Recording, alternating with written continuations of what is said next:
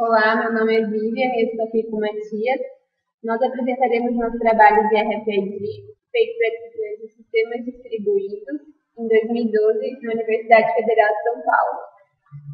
Nesse trabalho, a gente vai falar um pouco sobre a definição, a história, o funcionamento, o que são as tags, a antena, o leitor, alguns componentes lógicos, o middleware, a segurança em RFID, as vantagens e desvantagens e, por fim, aplicações e a conclusão. Então, o que é RFID? RFID em inglês é Radio Frequency Identification, ou em português, identificação por radiofrequência. Diferentemente do feixe de luz utilizado nos sistemas de código de barras para a captura de dados, essa tecnologia utiliza a frequência de rádio. Ela não é uma substituta do código de barras, é um avanço na identificação de produtos. Agora o Matias vai falar um pouco da história. Bom, para contar a história da RFID, a gente tem que voltar ao princípio. Bom, em 1880, houve a compreensão da energia eletromagnética. Logo após, em 1897, Marconi inventou o rádio. Assim, temos elementos básicos para a formação da RFID. Na mesma época, foi desenvolvido o primeiro sistema ativo de identificação. Esse ficou conhecido por ISS, ou, em português, IFS, que significa Identification Friend or Foe. A história em si da RFID começou basicamente em 1973, quando foi requisitada a primeira patente para o sistema ativo de RFID. No mesmo ano, Charles Walton recebeu uma patente pelo sistema passivo de RFID. Até o fim da década de 70, as tags usadas eram as de baixa frequência, 125 kHz. Quando começou a comercialização, mudaram para os de alta frequência, 13,56 MHz. Com a patente adquirida pela IBM da frequência ultra alta, ao UHF, Ultra High Frequency, o sistema RFID conseguiu alcançar campos superiores a 10 metros. Assim, a partir de 1999, o RFID teve grande crescimento, quando foi criado o Audio ID Center. Foi uma junção de empresas, junto com o MIT, para desenvolver. Porém, em 2003, esse centro fechou. E isso deu lugar ao Audio ID Lab. Porém, o uso inicial do RFID se restringia a aplicações militares, laboratórios e grandes empresas comerciais, devido ao seu alto custo. Bom, agora a Vivian vai continuar para vocês falarem. O funcionamento. Então, o RFID, o princípio dele de funcionamento é simples. Ele é composto, como vocês podem ver na figura, por um leitor que transmite uma onda de frequência de rádio através da antena para uma tag. A tag ela absorve a onda e responde alguma informação que vai ser gerenciada por um sistema computacional e que vai chegar ao usuário final. Agora eu vou falar sobre cada componente do sistema RFID. Vamos começar pelas tags, que são conhecidas como etiquetas inteligentes ou RFTags. Nessa etiqueta é armazenado dados para a identificação de um objeto. Ela é composta por um microchip, responsável pela armazenagem dos dados, e por uma antena, que é responsável pela transmissão desses dados, como a gente pode ver na figura. As tags elas possuem algumas características que permitem classificá-los e entender como funcionam. Nós vamos ver formato, energia, frequência e memória e processamento. No formato, os identificadores possuem diferentes formas e tamanhos para se anexar aos objetos da melhor forma possível. Temos os botões e discos plásticos, geralmente incluindo um furo central para prendedores. Esses identificadores são duráveis e reutilizáveis. Temos os identificadores feitos entre as camadas de papel de um rótulo, chamados rótulos inteligentes. Eles podem ser aplicados com aplicadores automáticos, semelhante aos usados em códigos de barra. E os identificadores pequenos inseridos em objetos comuns, como roupas, relógios e pulseiras. Bom, agora eu vou falar para vocês de outro tópico, que é a energia. Bom, a fonte de energia é um dos principais fatores determinantes para o custo e a longevidade de vida de um identificador. Por isso, são classificados em 4 grupos: passivo, semipassivo, ativo e duas vias. Bom, sobre o passivo, o identificador passivo opera sem bateria e sua alimentação é fornecida pelo próprio leitor, através de ondas eletromagnéticas. Essas tags passivas são mais baratas que as ativas e possuem uma vida teoricamente limitada. Já os semipassivos, os identificadores, utilizam energia de baterias para algumas funções, mas ainda permite que os leitores forneçam energia para a comunicação. Agora, sobre os ativos, eles são alimentados por uma bateria interna, tipicamente são de leitura e escrita.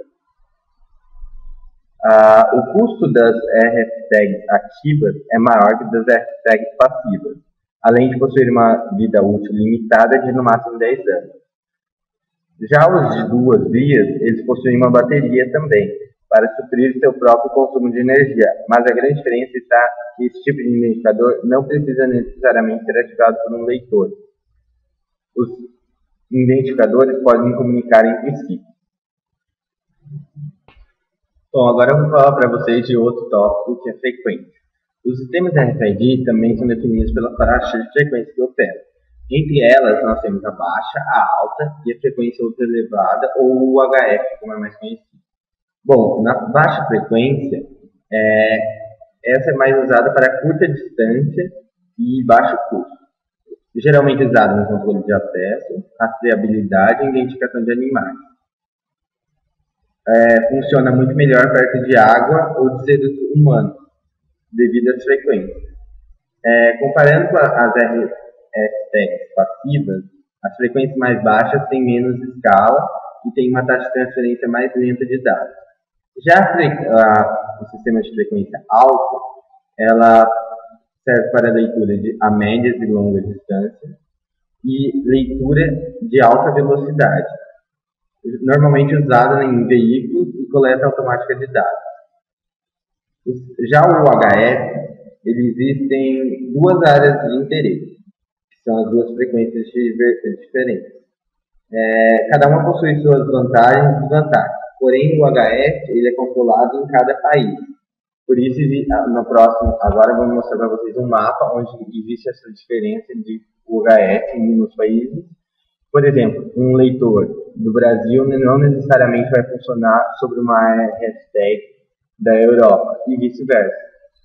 Por isso existe essa diferença de frequência, pois as frequências nos outros países já são ocupadas para outras finalidades. Memória e processamento.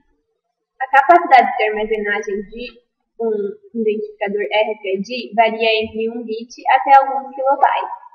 Essa capacidade está ligada ao tipo de memória utilizada nesse identificador. Eu vou falar de 3 tipos: o read-only, RO, write-only, read-many, WORM, e o read-and-write, que é o RW.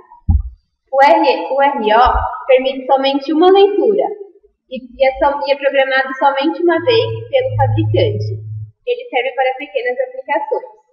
O WORM é o mais utilizado no mundo. Tem uma escrita e várias leituras.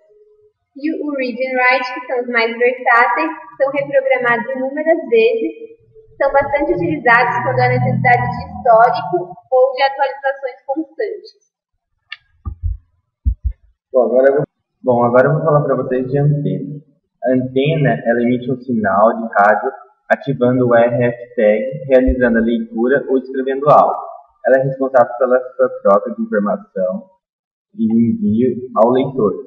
Ela também, a antena possui diversos tamanhos e formatos, possuindo características e configurações distintas. Elas são utilizadas para irradiar ondas eletromagnéticas que induzem uma corrente nas antenas RFID passivas. Agora eu vou falar para vocês do leitor. O leitor, ele pode ser considerado o cérebro do sistema RFID. Ele é responsável pela ligação dos sistemas externos e a peça. Bom, ele pode ser dividido em 3 componentes: o subsistema antena, controlador de leitor, interface de rede. Os componentes lógicos. Dentro de um controlador de leitor, existem 4 subsistemas. A API do leitor, que permite que outras aplicações comuniquem-se com o leitor. Este componente cria mensagens para enviar para o middleware e analisa as mensagens recebidas dele. Temos as comunicações, o gerenciamento de eventos e subsistema de antena. O middleware. O middleware é um conjunto de serviços que permite a interação entre aplicações e usuários finais, através de uma rede de computadores. Ou seja, ele é o software que está acima da rede e abaixo dos programas de aplicações do negócio. Promove uma interoperabilidade entre as interfaces de um sistema de forma mais simples. Há 3 motivos por trás do uso do middleware em RFID: fornecer conectividade com os leitores, processar as observações brutas capturadas pelos leitores e sensores de modo que as aplicações só vejam eventos significativos e de alto nível, diminuindo assim o volume de informações a serem processadas.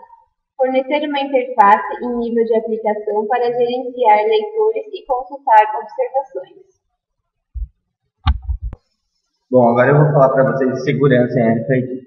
RFID, como qualquer outro sistema computacional, necessita de um mecanismo para garantir a segurança dos dados, e por isso a gente tem 2 tipos de ataques que a gente deve prevenir: os ataques físicos e os ataques de captura de tráfego. Os ataques físicos são os mais perigosos, porém facilmente identificados, devido ao invasor ter a necessidade de acesso direto ao identificador. O invasor também pode construir seus próprios identificadores para obter vantagens indevidas. Agora, os ataques de captura de tráfego são chamados ataques passivos, pois o atacante pode receber sinais de radiofrequência e capturar as informações transmitidas nos protocolos para uso indevido. Essa tabela mostra os tipos de problemas que são enfrentados em RFID, como funciona e a abordagem para resolver. Como exemplo, eu vou falar da interceptação, que é quando o invasor captura os dados transmitidos. Para solucionar, a gente pode criptografar esses dados, que são enviados entre o leitor e o identificador. Agora eu vou falar das vantagens da tecnologia RFID. Na figura, mostra algumas das vantagens, como leitura de múltiplas tags com um simples scan, a leitura de tags à distância sem possuir linha de visão, duração das tags, reprogramável e de alta capacidade de armazenagem de dados. Cada item possui um único ID e a taxa de leitura é bem rápida. Como desvantagem, podemos citar o custo elevado dessa tecnologia em relação ao código de barras, afetando o preço final dos produtos. O uso de materiais metálicos pode afetar o alcance da transmissão nas antenas. O problema de padronização de frequência, como já foi citado anteriormente. E o problema de segurança, a invasão da privacidade dos consumidores. Bom, agora eu vou falar para vocês das aplicações. O RFID, a gente pode colocar ele em 4 áreas principais de aplicações: veículos, pessoas, produtos e documentos, como vocês podem ver na imagem.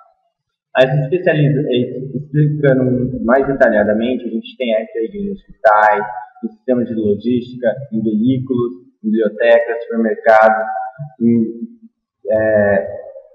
companhias de segurança usam, e identificação de animais. Agora eu vou mostrar 2 exemplos reais. No caso de logística, o sistema de logística onde as embalagens são etiquetadas e elas saem através desses portais e automaticamente já dão baixa no sistema que essas mercadorias foram enviadas para o seu destino, sem o uso de ter um operador entrar com os dados e fazer todo o processo manual. E isso diminui tempo e custo para as empresas.